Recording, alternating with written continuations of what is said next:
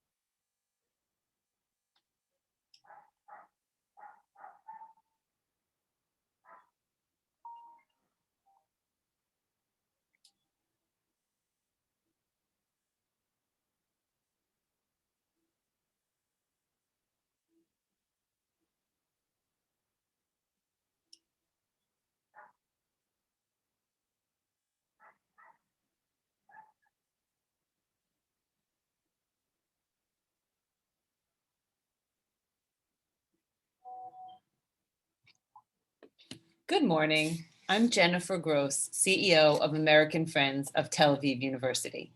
It is my pleasure to welcome you to today's program, Healthy Aging, Autism, and Combating Brain Disease with Professor Illana Gozes. Professor Gozes is a world-renowned researcher and is the head of the Dr. Diana and Zelman Elton Laboratory for Molecular Neuroendocrinology at the Department of Human Molecular Genetics and Biochemistry at the Sackler Faculty of Medicine and the Segal School of Neuroscience. Additionally, Professor Gozes is head of the Adams Supercenter for Brain Studies. Professor Gozes currently serves as Secretary of the European Society for Neurochemistry, is a member of the Israeli Ministry of Education, Council of Higher Education, and is the editor-in-chief of the Journal of Molecular Neuroscience. Professor Gozes has discovered convergence among autism, schizophrenia, stress-related ailments, and Alzheimer's disease with ADNP, activity-dependent neuroprotective protein, a protein essential for brain function, which plays a pivotal role in all of these diseases. Her lab strives to pave the way to novel diagnosis and treatments towards healthy development, maturation, and aging of the brain.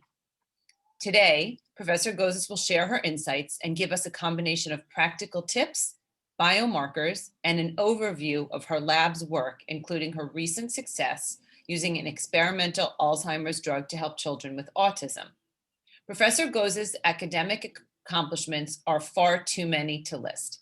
She is a frequent guest lecturer, has received numerous grants for her work, has been published countless times, and has authored many book chapters as well as published her own book. She holds patents on some of her discoveries and is tireless in her efforts to understand science and develop therapeutics. It is now my pleasure to welcome Professor Gozes. Thank you very much, Jennifer. I'm humbled and I'm very excited about my lecture, and I hope that I will come clear to all the audience.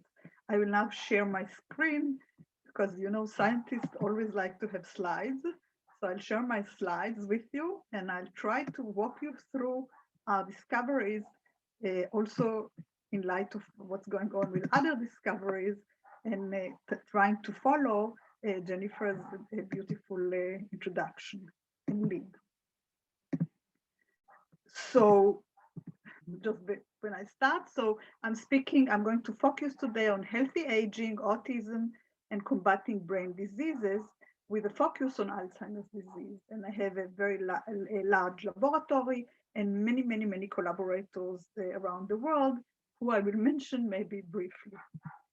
And so just as a starting point, imagine your brain that contains 100 billion nerve cells, like a transportation system. And then this transportation system has 100 trillion synapses, points of connection. So it's a very orchestrated transportation system. And then if there is a disease, or if there is accelerated aging, then this transportation system is derailed. And the question is, can we fix it? And can we look at our brain and make sure that everything runs smoothly?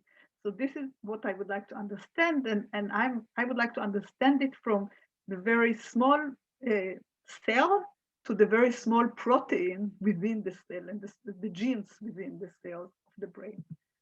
So one thing that I've seen, like when looking at the brain, there are diseases that are affecting a very large portion of the population. For example, the autism spectrum disorders and intellectual disability affect young children and affect young children's brain and development. And we would like to help them and we would like to understand why.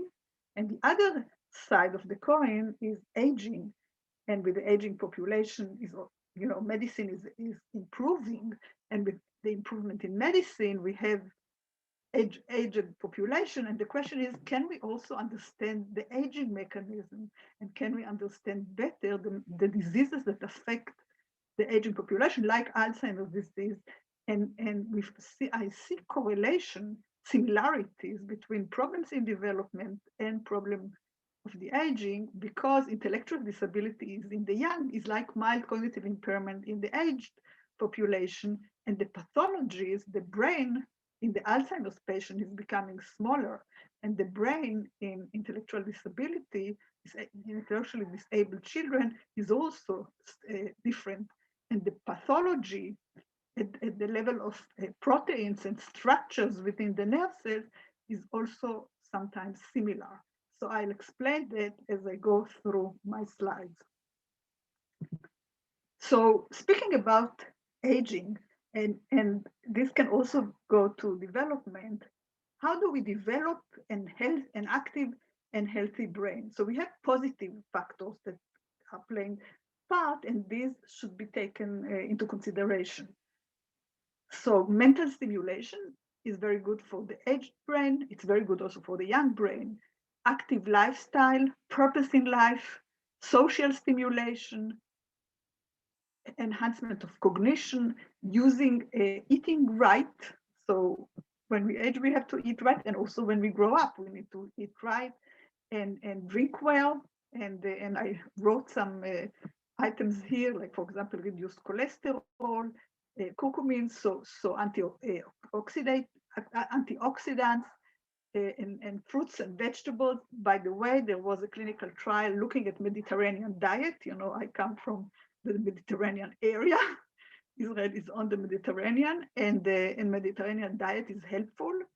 Similarly, it is also in California, so which is very similar to Israel in many respects. So the Mediterranean diet is helpful. Aerobic exercise is very helpful, and crossword puzzles and reading is also helpful. And here you see the negative factors. So education. I come from an academic institution. I come from Tel Aviv University. Education is protective against Alzheimer's disease. And of course, we also want to educate the young generation, and as much as we can, and this will help to develop the brain.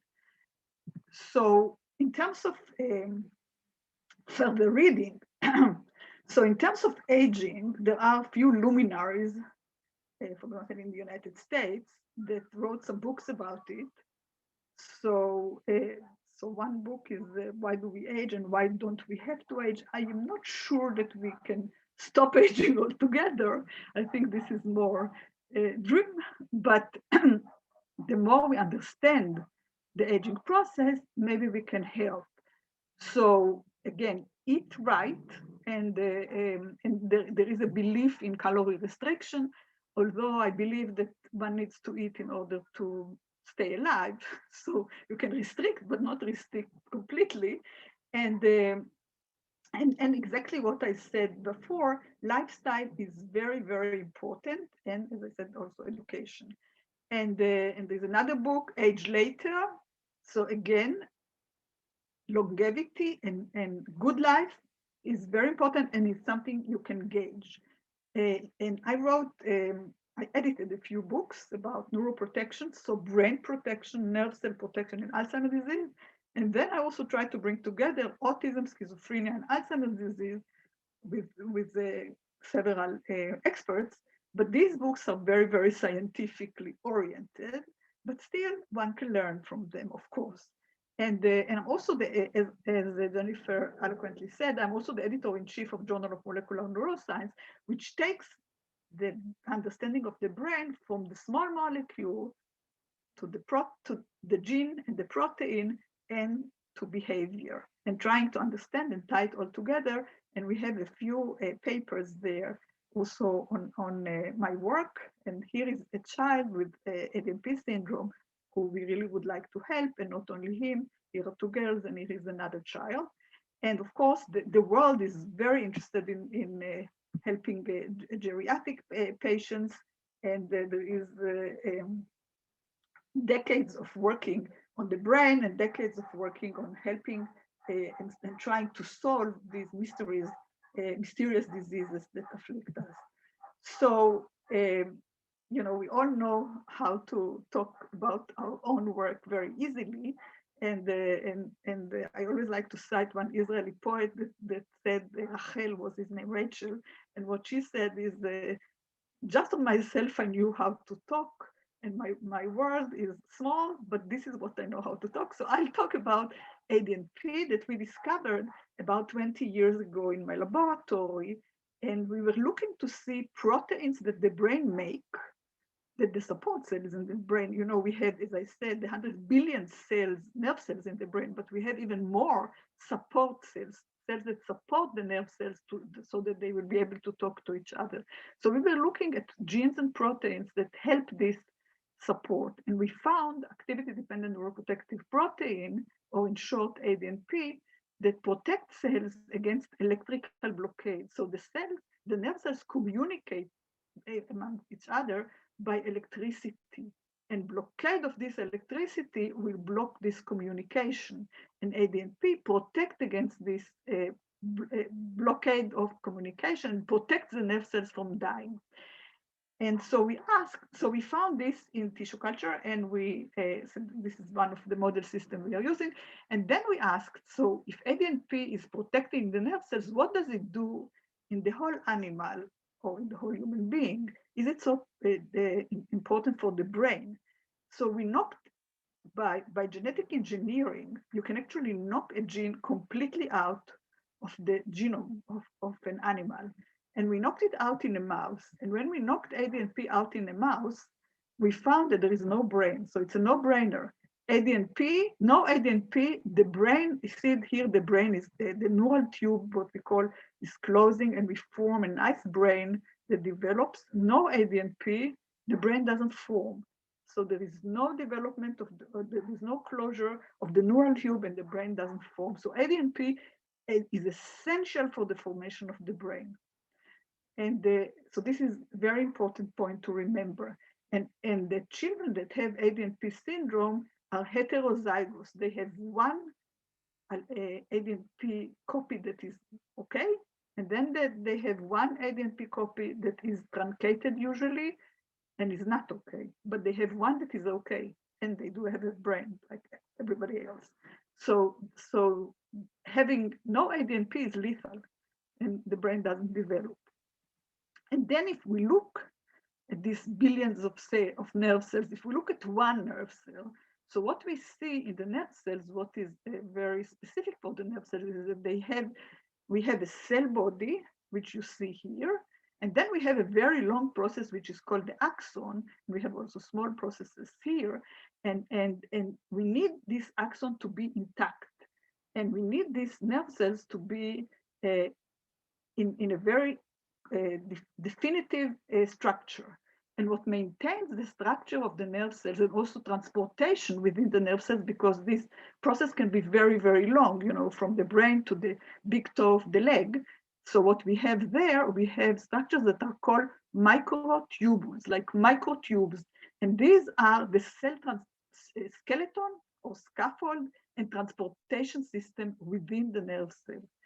And here in the nerve cell body, we have the nucleus, and the nucleus is like the brain of the cell, if you like. And that is the center that regulates the nerve cells. And there we have the DNA that regulates the nerve cells. So what we discovered early on is that ADNP is essential for the function of the regulatory area of the DNA and also of the transport system. So here are the microtubules, and ADNP interacts and regulates the microtubules. And here is the DNA, and ADNP regulates the DNA.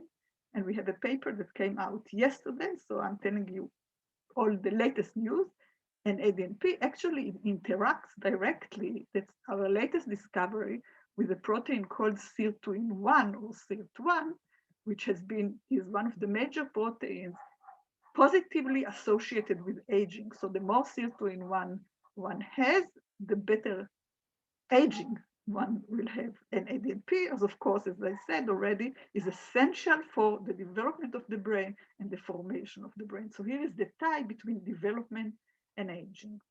And what we also found early on is that ADNP has within it a very small fragment. So ADNP is a very large protein. It has 1,102 building blocks. And we found that 8 building blocks, a very small part of ADNP, mimic the activity of ADNP on these cellular structures that make the microtubules or the microtubes that make the skeleton and the transport system of the nerve cell. And these 8 building blocks that we call NAP in short, actually can replace ADNP and enhance ADNP's activity.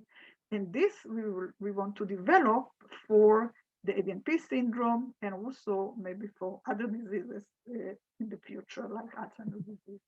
So in terms of the different diseases that share ADNP paucity or ADNP problems and that can be affected maybe by NAP, I chose here to speak about autism spectrum disorder and intellectual disability, schizophrenia, and Alzheimer's disease. And as you can see, these diseases are very prevalent. So 1 out of 54 children have ASD, autism spectrum disorder diagnosis.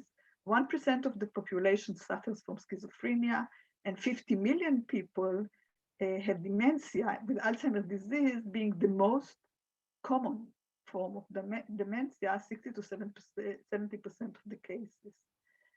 So ADNP interacts with many genes that are associated with autism spectrum disorder. It regulates hundreds of genes during development, which are, as I said already several times, essential for the formation of the brain. And the NAP, the small fragment of ADNP, in a mouse model of ADNP syndrome that we have developed. So as I said, if we completely eradicate ADNP, there's no brain, but if we have 1 copy, heterozygosity, 1 copy of ADNP, then the mouse mimics the ADNP syndrome, and when it ages, it mimics Alzheimer's disease. And NAP can protect in both cases, and I also will show you that NAP has been in clinical trials in amnestic mild cognitive impairment patients, and there it showed protection.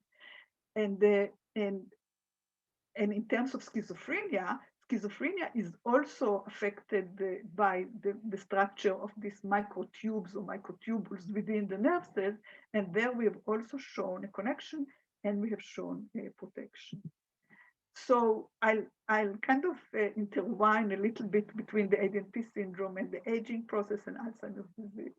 So in terms of the ADNP syndrome, what do we see? So we see delayed development, motor dysfunction, moderate to severe intellectual disability, moderate to severe speech delay, autistic traits, gastrointestinal problems, recurrent infections and skin problems.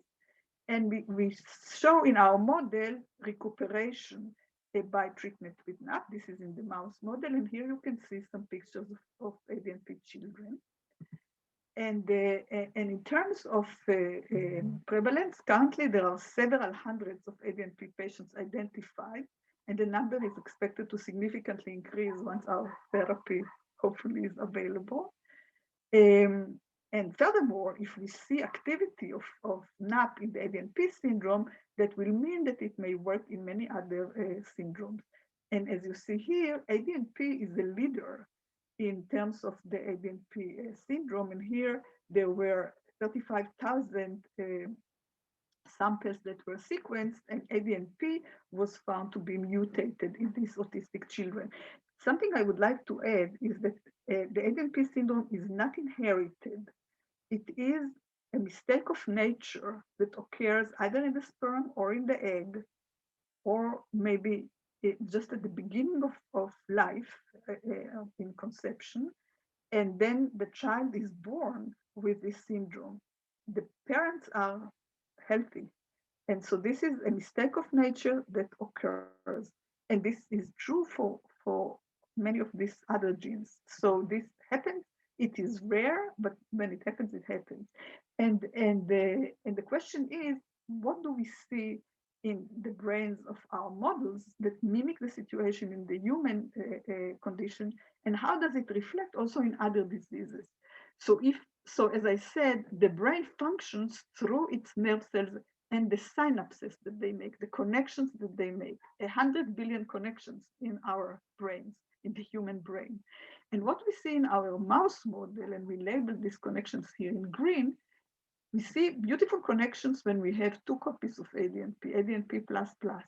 If we have only 1 copy of ADNP, all of a sudden, we see much less connections. You see all these green buttons are connections.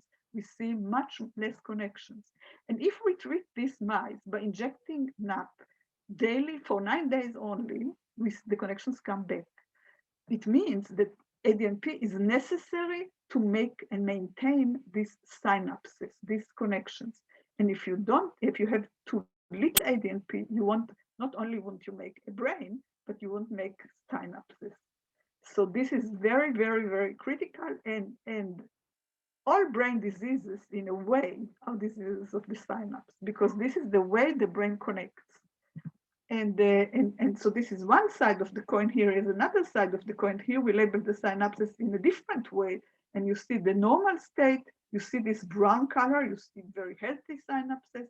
Then you have a paucity in ADNP. You have much less brown color and much less synapses. We treat with NAP. This is in mice. We get it back. And if we look at MRI of children with the ADNP syndrome, we see problems that actually reflect some of what we are seeing in the mice. In the mice, we can actually label it and say what went wrong mechanistically. In the children, we see structurally that the brain perhaps develops a bit slower, and we see some abnormalities in the pictures of the brain. So it means that maybe treatment like that, a neuroprotective treatment like replacement therapy with NAP can help. And so this is what we are aiming at. And of course, I showed you at the beginning that in Alzheimer's disease, the brain shrinks because nerve cells die. So here, in this case, they don't develop as fast as we would like them. In the other side of the coin, they just die and shrink. And so how does it protect, how does ADNP protect the nerve cells, and how does NAP enhance this protection? So ADNP and NAP actually can dock on a protein that is found at the end and sometimes also on the shaft of the microtubules, and it's called end binding protein, very simple, end binding, in short EB.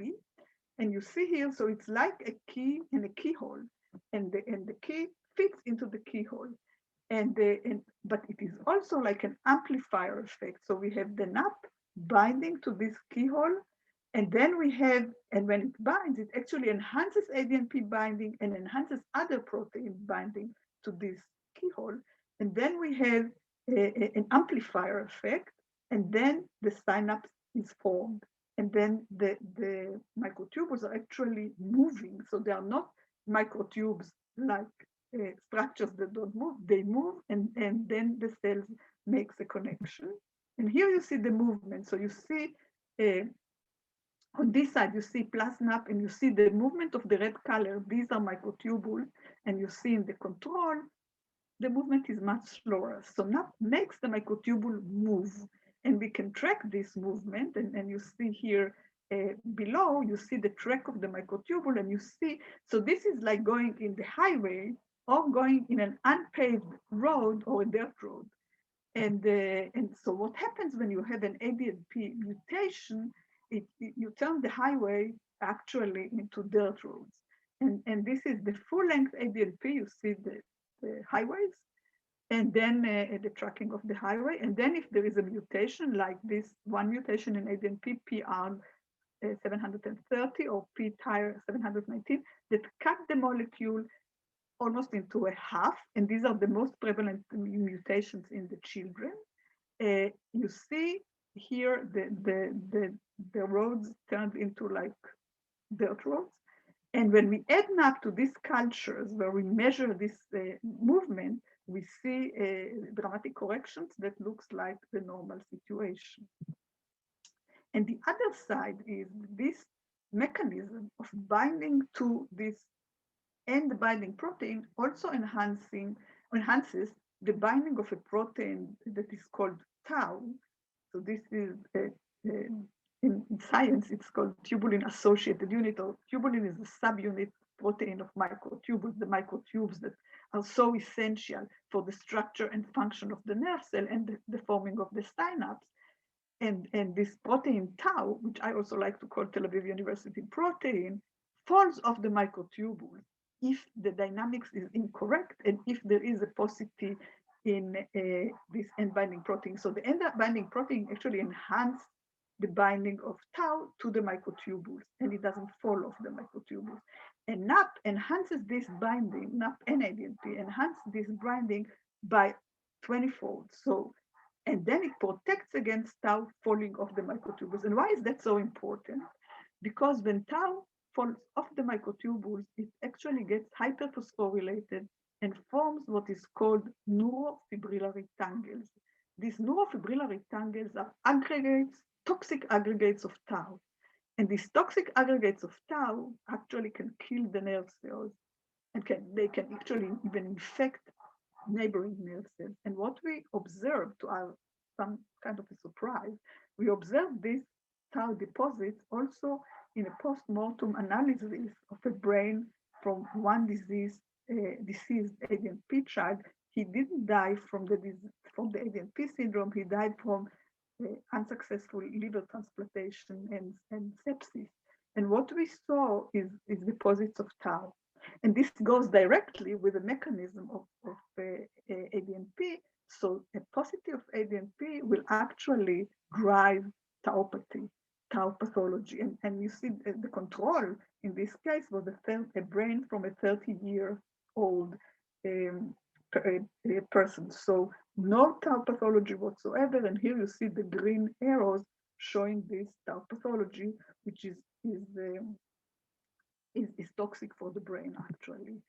And when we add a NAP and we look to see whether it will protect against mutation-associated tauopathy or tau pathology, what we see is that it does, and there is a dramatic reduction in tau association with the microtubules, with these microtubes, in the presence of the mutation, and a dramatic correction when we add NAP. And this is in tissue culture, but we also saw this in Alzheimer's models. And why am I saying Alzheimer's models? Because Alzheimer's is the most prevalent tau pathology known to men. And this was the pathology that Dr. Alzheimer saw in the brain of this first Alzheimer's patients. At that time, it was a rare disease. And he saw that, and this is what are called the neurofibrillary tangles. So Dr. Alzheimer saw two pathologies in the brain of Augusta D, the first Alzheimer's patient. He saw amyloid beta accumulation, plaques, and this actually accumulates much before the dysfunction, the intellectual disability or cognitive impairment appears, as you see here. So he can walk around with a lot of plaques and function. Then what happens in the Alzheimer's brain is synaptic dysfunction. So as I showed you, this also happens in autism and in developing children. And this is kind of the most closely associated with cognitive loss, this synaptic dysfunction. And very close to it is actually this tauopathy, the tau falling off the microtubules and forming these neurofibrillary tangles. And then you have also the change in the volume of the brain and the reduction in the cognition and clinical function. So you have the preclinical stage, and then you have the mild cognitive impairment, and then you have dementia. Hopefully nobody will have this. So we need, it's not good, or it's not enough to try and fight the pathology after it's there. If the pathology is there, the nerve cells are already dead and we can't resuscitate the dead, usually. And so what we need to do is to try and hold this. And if we see signs, we try and hold this process. We kind of pick it at its bud and hold it and make sure that it doesn't develop. So our thought, and this is a very busy slide, but I'll explain. So given the fact that we are seeing these de novo mutations that occur out of the blue in children, I actually had the idea that this can also occur in the Alzheimer's brain somatically. So that cells, just brain cells, will all of a sudden undergo mutation during our lifetime. And we discovered it actually. And we know now, also from other works, that this is accelerated with aging. So one thing that happens, we accumulate mutations. Usually they don't do anything. But if, for example, these mutations are in ADNP, and these are mutations that are now labeled here on the ADNP protein that we found in Alzheimer's brains, then maybe it will drive tauopathy or tau pathology. And indeed, we found a correlation between accumulation of mutation and the increase in tauopathy in this Alzheimer's disease brain. So ADNP mutations may drive tauopathy in the children and also in the Alzheimer's disease brain. And tauopathy, as I showed you, is associated with cognition. And we want to inhibit it as much as we can, and NAP will inhibit it.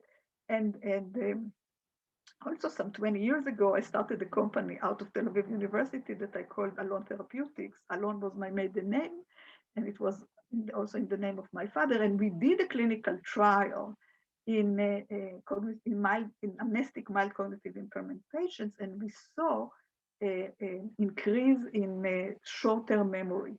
So what goes first in Alzheimer's disease is short-term memory, like the patient will come to the doctor and the problem will be Alzheimer's disease, and the doctor will tell the patient that he has, or he or she has Alzheimer's disease, and then when the patient goes out, he doesn't remember it anymore because the short-term memory is the first thing to go. And here, testing short-term memory, we showed like showing one picture and then 4 pictures, and the person has to remember the pictures that he has seen. And we saw after 4 weeks of twice daily treatment, we saw an improvement, and the patients remember better than the control patients that received placebo or that received the low dose. And so when we looked more into these mutations, it's not only ADNP that undergoes mutation in the Alzheimer's brain, but it's hundreds and thousands of genes, and it's in all brain areas.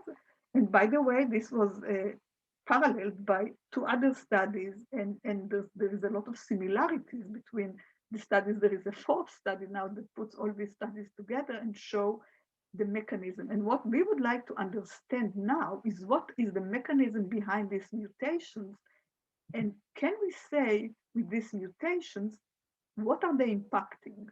So what are the pathways that are impacted by this mutation, and what is the molecular function? So pathways, so I'll try, I'm showing you the science, but I'll try to be as clear as possible, and I'll be very happy to answer questions afterwards. So this mutation, so we found like 104 genes that are disease-associated genes that were mutated in the Alzheimer's brain in the olfactory bulb. And so like 39 out of them are associated with these microtubes, the cytoskeleton, the cell skeleton and transportation system. So this is a very important system that we should keep alive. And then 16 were associated with neurodegeneration, but look here, 41 out of 104 are also mutated in autism spectrum disorder. So there is a strong connection. And 39 are also mutated in syndromes in children with intellectual disability. So if we understand the pathways of development, we will also understand the pathways of aging. We will be able to find better cures to both extremes. And so there are, in science, there are two major pathways that are impacting our health and disease conditions. One is our genes.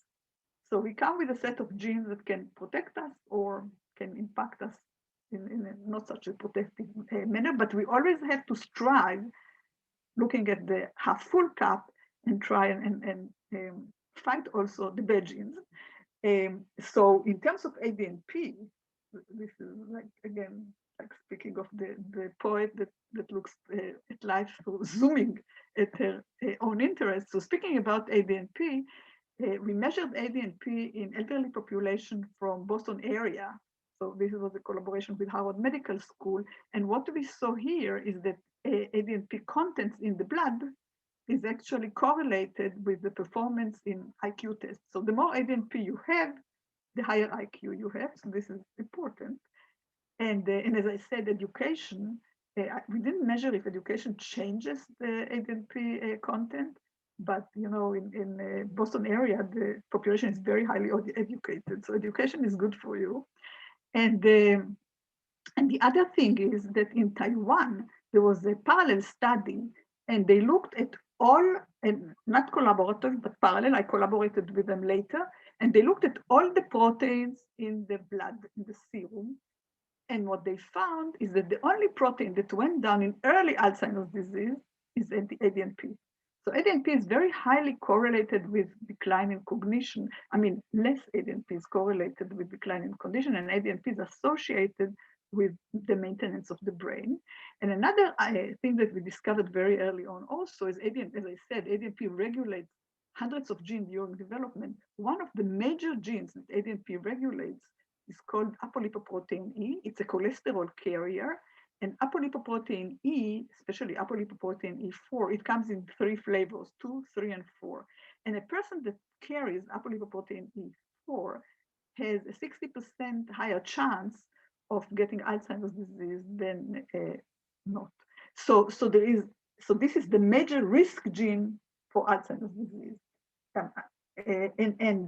What we also saw in our mouse model is that ADNP regulates, as I said, apolipoprotein E, and it regulates it more in females. And we don't know exactly why, but females are more susceptible to, women are more susceptible to Alzheimer's disease, not because they live longer, but this is just the epidemiology shows that there are more women who are susceptible to Alzheimer's disease, just like there are more boys who are susceptible to autism than girls. Within the ADNP syndrome, the ratio of boys to girls is quite similar.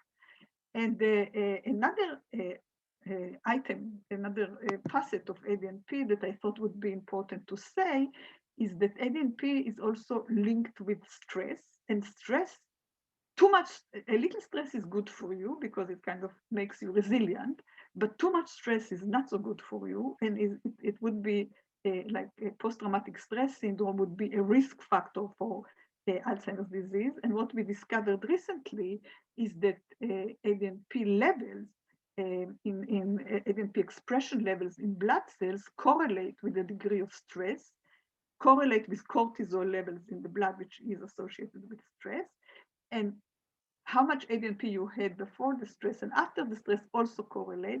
And it could be that ADNP, the right expression of ADNP is like a resilience factor. So it's our environment will affect our gene expression, and both our genetic milieu and the environment together will make us what we are, and we would like, of course, to protect it. And in terms of post-traumatic stress syndrome, we also looked at blood from soldiers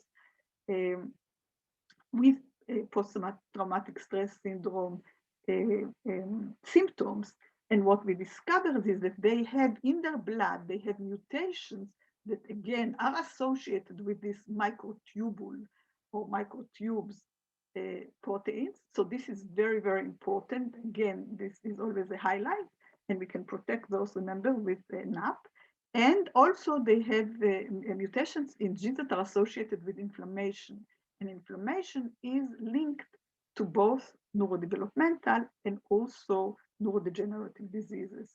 So also reducing inflammation and bringing it to a protective mode is also very important. Of course, everything has to be done in moderation, and there is a word homeostasis. We need to keep it, and we always need to keep optimistic and trying to find cures. So, what is currently being in autism? We have some drugs that have some efficacy, and I'm not going to go into it, but there is no real drug for autism or for the neurodevelopmental disorder. There are some. In terms of Alzheimer's disease, we also have some cognitive enhancers approved for Alzheimer's disease. And again, they are not, but they do something, and then they were successful in clinical trials. They are sometimes problematic, and here is the list. And what they work on is to increase the compounds that actually are missing in the brain. These are called neurotransmitters. They make the connection between the nerve cells. And in the case of Alzheimer's disease, what is missing is acetylcholine, and these approved drugs are actually inhibiting the breakdown of this compound. And another one is inhibiting too much toxicity in the brain that is caused by excitotoxicity. And this is, as you see, is indicated for moderate to severe disease, and there is also combination drugs. And of course, the whole world and his wife are working on different modes of drug development for Alzheimer's disease. Unfortunately, many of these drugs are failing. One of the problems is that these drugs are aiming at, some of these drugs at least, were aimed at trying to break down the pathology of the disease, like trying to break down the tau pathology and trying to break down the plaque pathology that I told you that Dr. Alzheimer saw 100 years ago. But to break the pathology after the nerve cells are already dead, it is not going to help so much, in my opinion, because this is like going to a graveyard and breaking down the tombstones and thinking that the dead will rise and become alive again. I think that the way to go is to try and make the system more resilient. And this can be done both by the behavioral treatment, the right food treatment, and also by drugs that give neuroprotection. And what we are trying to do now is actually, in terms of Alzheimer's disease, together with my colleagues in Hong Kong, we are trying to take, by using artificial intelligence, we are trying to take all these mutations that we know about, all these pathways that are derailed in Alzheimer's disease, and try to see if we can repurpose existing drugs and also look at new drugs and try and see if we can, by that, using all the methodology that is available now in the modern world, and try and treat Alzheimer's disease. And because of the similarities between the neurodevelopmental and the aging diseases, maybe we can, if we repurpose for one disease, we can also help the other disease. So this is the general picture. And in terms of the ABNP syndrome, so I'm going to very small disease, but maybe with lots of promise. We made some progress in terms of regulatory achievements. So we got orphan drug designation by the FDA. We also had a pre-IND, so pre-meeting before we submit the clinical trial, the final clinical trial design, and it was highly supportive. And recently, we were also granted the pediatric rare disease designation for the ABNP syndrome, and this is now in the hands of the very capable hands of Ramot at Tel Aviv University, which is the Office of Technology Transfer. And just because some of you may understand in business, I don't understand in business so much, I'm more into the science, but this priority review voucher is very lucrative, and it can be sold by millions and millions of dollars. And this is a very high incentive to go for these rare diseases. And you see, if it will work, I'm back to the key and the keyhole. If it will work in this indication, then it means that it will work in other indications with involvement of ADNP, and also it can open, pave the path to other diseases with similar pathologies, both in the neurodevelopment realm and also in the aging population.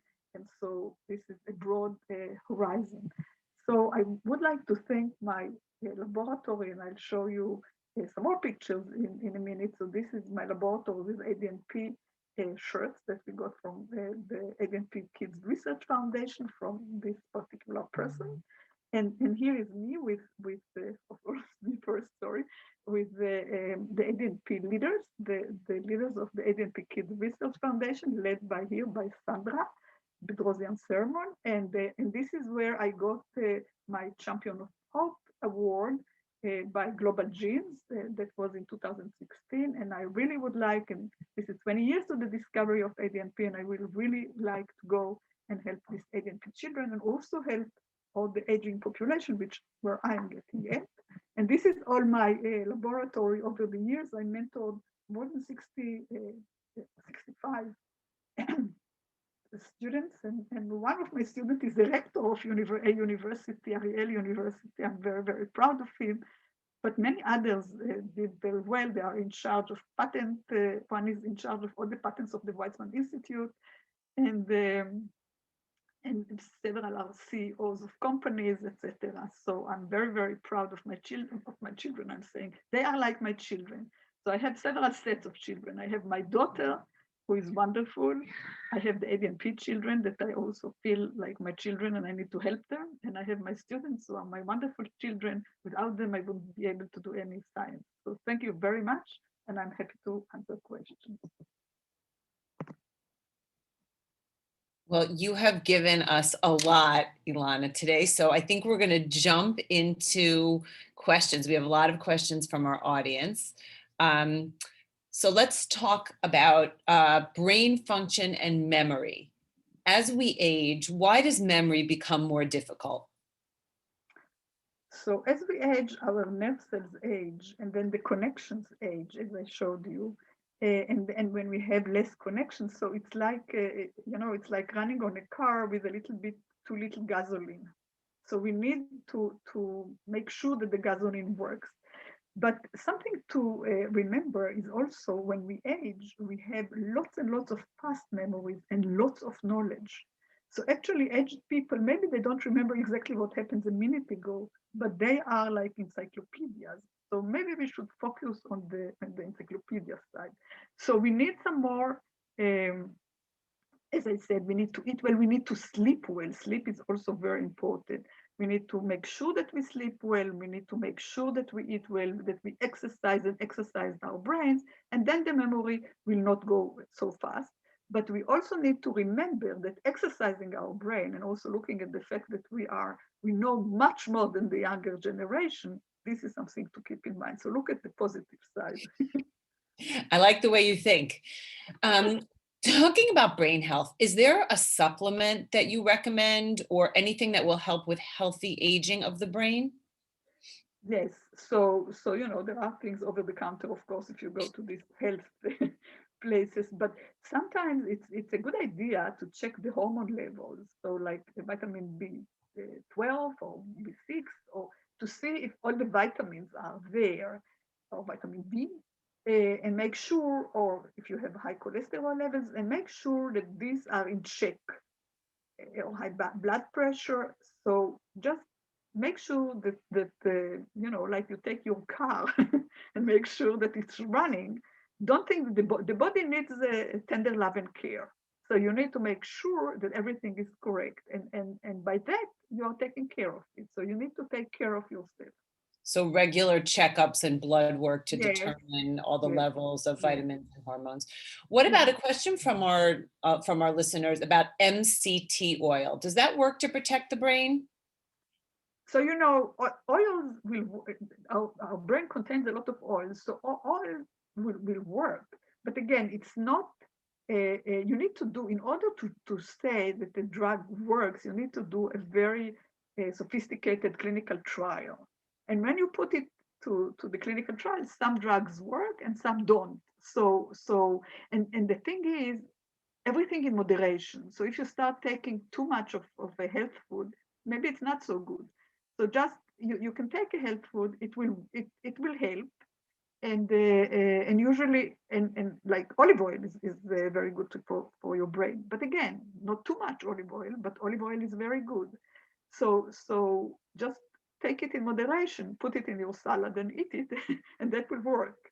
So so if you get my gist, so not too much of anything, but yes, this the right diet will, and with the Mediterranean diet that contains olive oil, it worked in comparison, like if you go to McDonald's, the breakfast, the lunch, and dinner.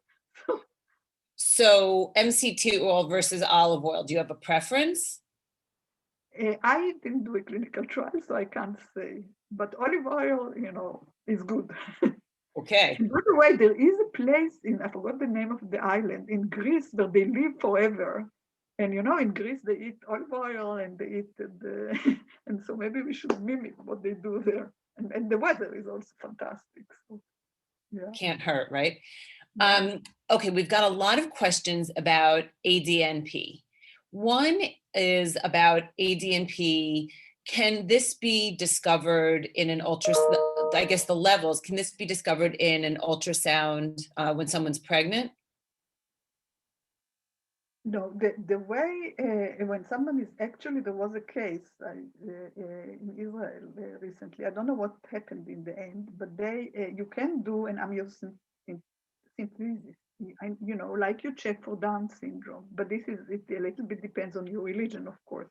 You can check it genetically, and this can be done like you check for Down syndrome at the time, and then you can make a decision. So this can be discovered, yes.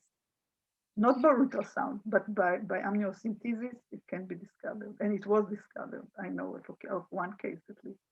So this is one of the conditions they can test for through amniocentesis. They do, and they can see it, yeah. It's not very, it's prevalent, it's not that prevalent, but it can be tested. And this is now a matter of what do you do with the knowledge, but that's something that can be tested and can be genetically, I'm not a genetic counsel, but you need to go to, and that's what I did with the family where it was found. Yeah. I sent them to a genetic counselor. You talked about this NAP treatment. Any sense of when it will be available to the general public, not just used in mouse model trials? So this is it reminds me of the song Money, Money, Money, Money. So it's very expensive. So, to do my research in the lab, although, over the years, I spent quite a number of millions of dollars, but to do a clinical trial is very expensive. We are almost ready. We have the drug ready, but we need to package it, and that's costly. And we need to set up the team to do the clinical trial. We have actually some interest, but everything is costly, and for that, and we don't have right now. We are talking to companies trying to develop it, and we are thinking about how to develop it, but we have the hurdle of raising enough funds to actually do it. The minute we have the funds, we are ready to go, but we don't have them yet. With the right funding, you can move more quickly into clinical trials? Much more quickly. Yes, money makes the world go round. What can I say? Yeah. Isn't that the truth? ADNP, can this be manufactured? Are there ways to raise the ADNP levels? So there is a clinical trial ongoing right now with ketamine. So I don't want to put a scientific opinion about it. Ketamine is, it's a street drug in a way. It is, when it was used for sedation of children, of animals actually, it was shown to increase the levels of ADNP.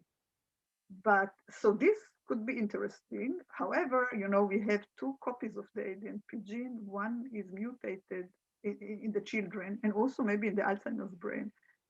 We have the mutated ones, as I've shown somatically. And then we have the normal one. We would like to increase the normal one, although, again, there is this homeostatic problem. So we want to increase it to the levels where it will work. So this is great. but we should be careful not to increase also the levels of the mutated compound protein, which might be problematic. However, it can do some other things, and ketamine is being tried, and maybe it will show some efficacy. I don't know. So this is one way. Another way to think about it is to do gene therapy. And gene therapy is also a bit problematic because ADNP is a very large protein. So it, to do it accurately with such a very large protein, as I said, NAP is 8 building blocks, ADNP is 1,102 building blocks. So this is actually why it is so prevalent in the mutations, because what we are seeing and other people are seeing also is that the genes that are mutated in the Alzheimer's brain and also in the autistic brains or in the developmental disorder brains are very large genes, very large proteins. So this is, then, there is more space for mutations. So this is, so gene therapy here will be problematic also because of the fact that we see many, many different mutations. So this is really personalized medicine because we need to correct each mutation separately. So that's the idea of taking only part of the protein and bringing it back is more amenable to actually maybe achieving something. And gene therapy is a great idea, but it is very far, in my opinion, in the future. All the modern CRISPR-Cas technology, we are using it, but we are using it to knock down the gene rather than to bring it up, because that will be much more complicated, in my opinion. And the brain is it's not a homogeneous area of the body, but it's very, very many different cell types. Has ADNP been given to children with autism or people with dementia? You mean NAP? Yes, yes. So NAP had been given to people. I showed the clinical trial. There was a clinical trial with NAP in people, not with dementia, but with amnestic mild cognitive impairment. So they are on the route to dementia, mild cognitive impairment. So this is like the step towards dementia. Ronald Reagan, probably when he was a very good president in the United States, he had mild cognitive impairment because afterwards he developed Alzheimer's. So it was given to people with mild cognitive impairment, and it showed efficacy. I actually showed the graph. So it showed efficacy in these people. And at that time we were in Good Morning America because we thought that this is going to be a very big promise, but we didn't continue with the Alzheimer's story. And now there is the ADNP, MIDI ADNP, where we really want to help, because there we know that what is missing is actually ADNP. Not, and in Alzheimer's, it's many other problems. ADNP is one of the problems, but there are many, many other problems. So that's why I think that if it will work in the ADNP syndrome, it may work in other diseases where ADNP is part of the orchestra. Am I making myself clear? Yes, thank you.